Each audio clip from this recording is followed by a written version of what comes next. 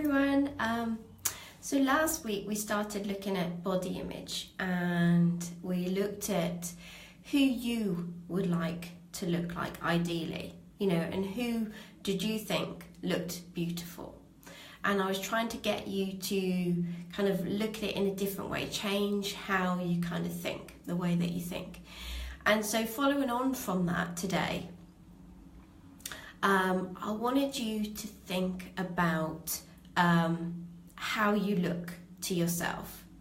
Because if you're anything like I used to be, everybody else looked absolutely fine, perfect, not a problem, absolutely beautiful.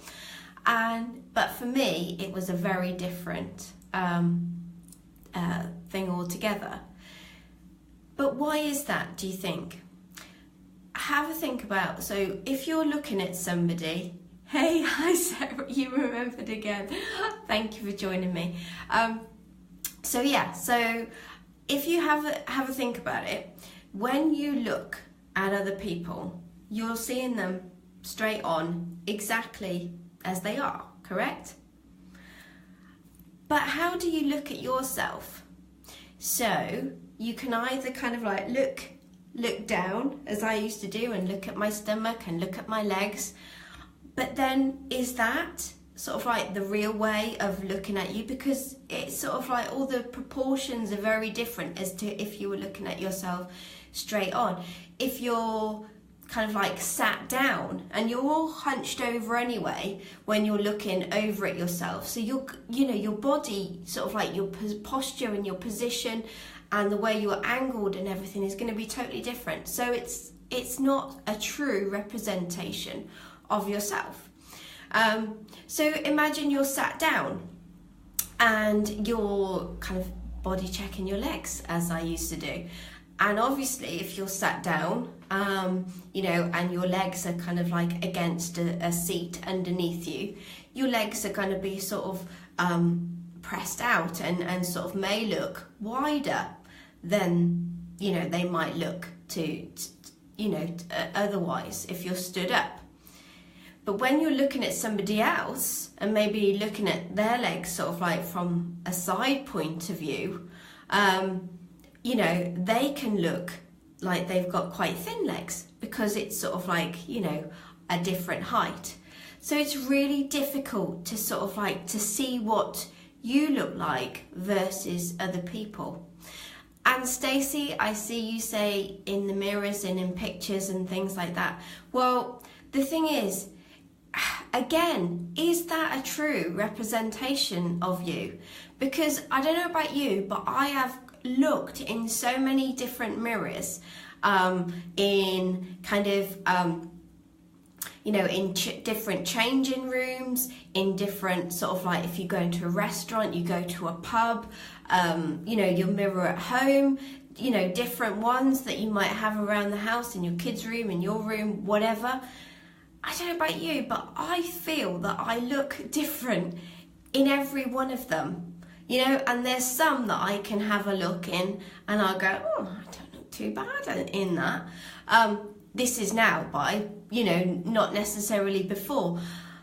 But there's ones that I'm swear they sort of like stretch you out a little bit, and this is a marketing tactic that stores, if you're kind of in a changing room, this is a marketing tactic that, the stores kind of have to get you to buy from them. If they stretch you out a little bit and kind of make you look a bit, sort of like slimmer, you're more likely to like what you see and you're more likely to buy.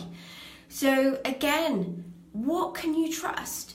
What can you trust? And in pictures, a picture is a snapshot of you in that 1 millisecond. Is that a true representation of you and how you look? I don't think it is, because I've had, I can look back now and I can see that, there's been some good photos being taken of me. There's been some awful photos taken of me. And I'm doing this Facebook Live and I'm speaking to you and I'm looking at myself and I'm thinking, well, yeah, that looks a little bit like me. But you know, it's not the true thing of me, because I'm doing it on an iPhone, which isn't a brilliant iPhone. You know, it's kind of certainly not the latest iPhone or anything like that. Oh, advertising, sorry. You know, other brands do apply. But, you know, it's not the best, so it's not capturing me in, you know, in my true sense, I don't think. But I'm not going to worry about that, because, you know, I've got over it. But what I want you to think about today is that, you know, by looking at yourself in different angles, in different mirrors, lots and lots of different ways, in photos of a snapshot of you, is not necessarily a true portrayal of how you look.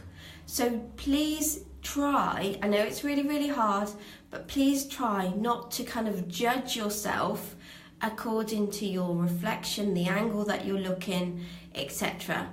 Because it's not the truth. And it's only, you know, how other people accept us exactly how we look, it's because they can see the whole of us, not through one little lens and not through, you know, one angle. They're looking at every part of us, and they like what they see. And the reason that we can't is, you know, is because we're not looking at ourselves in the same way that everybody else does. And so that's just one little thing that I wanted to try and convey to you, and getting you to sort of think a little bit differently. If you want to let me know how, you know, how that feels for you, whether you know, you can, you know, you think that that's right for you, you know, whether you can resonate is the word I wanted, sorry. You know, whether this resonates with you, then let me know. And yeah, if you have any questions, obviously, then please do, or comments, please feel free to add them on the bottom there.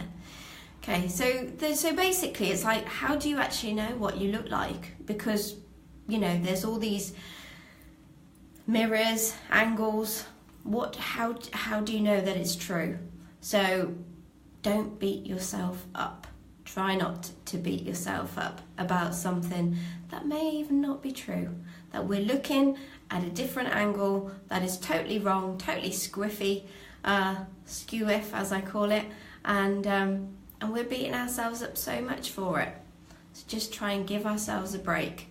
You know, perfection, if you're looking for perfection, which I know that I was, it doesn't exist. Perfectionism does not exist. And, you know, there's always a part of us, you know, a part of our body, a part of us that we don't like as much as other things that we may like about ourselves. And that's just normal, that's natural, and that's okay. So just focus on the other bits.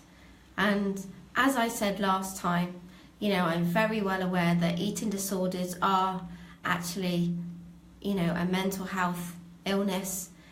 And so if you can work on that, then you will feel a lot more better and a lot more relaxed about your body. Sarah, love the word screw-iff. Yes. I like the word screw-iff as well. All right, if you haven't got any more questions and, you know, or comments or anything like that, thank you very much for joining me live. I think I can see Stacey on and Sarah. I think somebody else is on me as well, but it doesn't always tell me. So whoever you are, thank you very much for joining me. And as I say, please feel free to leave questions, comments underneath. And if you do want any help transforming your eating disorder, transforming how you feel about yourself and your body, please do get in touch. Right, it is raining yet again here. We have so much rain over the last few days. The river is really up, so I'm hoping no more rain. I really don't like the rain. I know we need it, but I want sunshine.